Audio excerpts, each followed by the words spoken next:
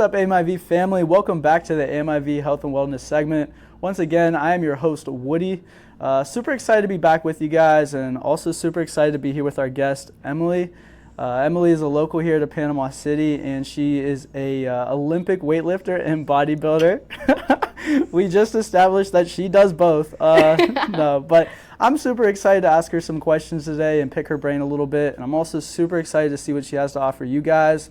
Hopefully you guys are alive and well out there and staying hydrated. I know it's fall time, but guess what? We're here in Florida. It's still a little hot. But if you don't, we're still here for you, so give us a call. But anyway, Emily, what IV are you going with today? I'm going with the Mega Myers cocktail, specifically for the B complex, B12, and glutathione.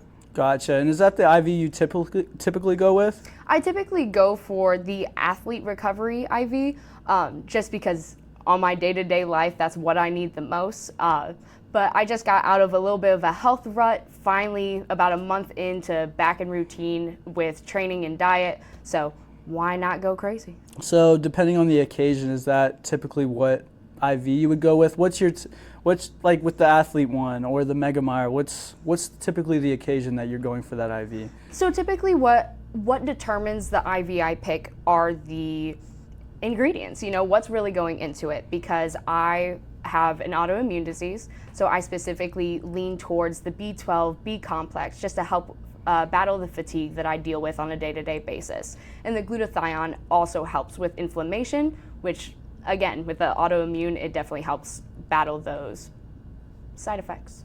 Gotcha. Glad to hear IVs are really helping you. Absolutely. Really assisting you in your training.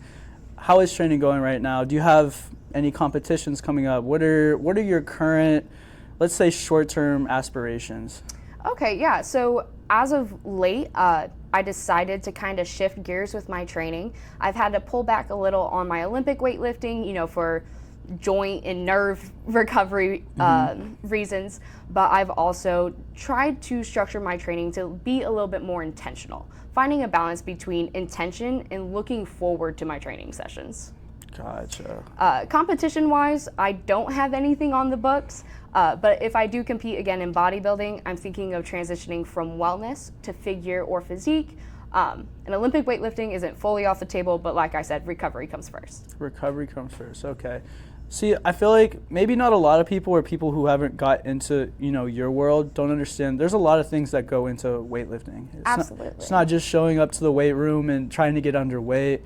I also noticed on one of your IG stories a couple weeks ago when I commented on your diet. Your diet seems a little crazy at times, maybe. Yes. A tortilla and Greek yogurt is not something most people are really craving at any given point in time. Absolutely. Let's just keep it on that actually. What are some of your crazier meal combos, or like where have you really seen yourself get to at a level of dieting where you're like, yo, this is crazy? Yes. So for me personally, going from a high school athlete over here at Arnold to I'm gonna eat Oreos and lunch meat because that's gonna fit my macros, going from that to actually prepping to be on stage, and where what you eat truly affects how every individual muscle looks, it has been a whirlwind of emotions. So if I'm being honest, just sticking to that quote-unquote typical bodybuilding diet has been insane. It's very difficult because, like I said, high school athlete, weightlifter, you don't really focus on that. So going into bodybuilding, really sticking with eggs, egg whites, oats, fruit in the morning. All of your meals are going to be rice and chicken, ground turkey, that kind of thing. Just the discipline that goes into the diet, realizing that you are eating for energy, not really eating for enjoyment. No, I heard you say the emotions that go into it. Yes. Does your diet affect your emotions? Oh, absolutely, because, eating for energy, eating for the nutrients in food, that's going to affect how your body responds, your hormones, the rise and lows, being able to stabilize your hormones, being able to stabilize your blood sugar, those kind of things you will see and feel the difference in your day-to-day life. Gotcha. And for someone willing to go to those limits between the weightlifting and the diet, what are some things that have motivated you to get you to this point? What's going through your mind when you're lifting? So the real the real turning point for me was I'm actually originally from Indiana. So I moved down here in 2017, and that decision is what I kind of base my entire life on now. You know, I had to make that choice to move down here and to be uncomfortable. And so I really take that in all of the ways that it's benefited me to keep me going. So in the sense of, you know, I moved down here, and once I moved down here, I was welcomed into the lifting world, starting at the high school level at Arnold. And everybody that I have met since I moved down here has helped shape me into the, you know, the athlete that I am in and outside of the weight room. Gotcha. And just with motivation too, I also have to ask, what are your go-to tunes? What do you like to listen to? Man, what don't I listen to? Are you a Swizzy? Are you a T Swift fan? No, I'm not. Okay. I'll say I'm not very. My go-to music is EDM, metal, and early 2000s. Okay. Very all over the spectrum, but that's what I like. I like a little bit of mix. Gotcha. And like let's kind of jump into just like some of the training you do for like clients or the coaching you do. What is one of the biggest roadblocks you notice for people, or what is one of the biggest roadblocks you have experienced in your lifting career? Just entering into bodybuilding and Olympic weightlifting. It's the change, because obviously you know your diet's going to change, you know your training's going to change, but for that action to change, you have to choose to change. And your thoughts become actions, your actions become behaviors, and your behaviors become who you are. So, you know, once you fully commit to this, you as a person will completely change. And change is hard for a lot of people in those deeper kind of aspects. So I understand how intimidating and scary it can be. Gotcha. And I would say too, like, commitment sometimes takes some like surreal experiences. Absolutely. So what are some of like what are some experiences you've had that have really stuck out to you? I would say just the other day, I had a member at the gym who was just visiting in town, visiting PCB. And he came up to my client and I was in the middle of training a client, and he said, hey, you know, I'm so sorry to interrupt, but I just wanted to let you know that if I lived here, I wouldn't imagine anybody else training me because of the energy that you put into your clients.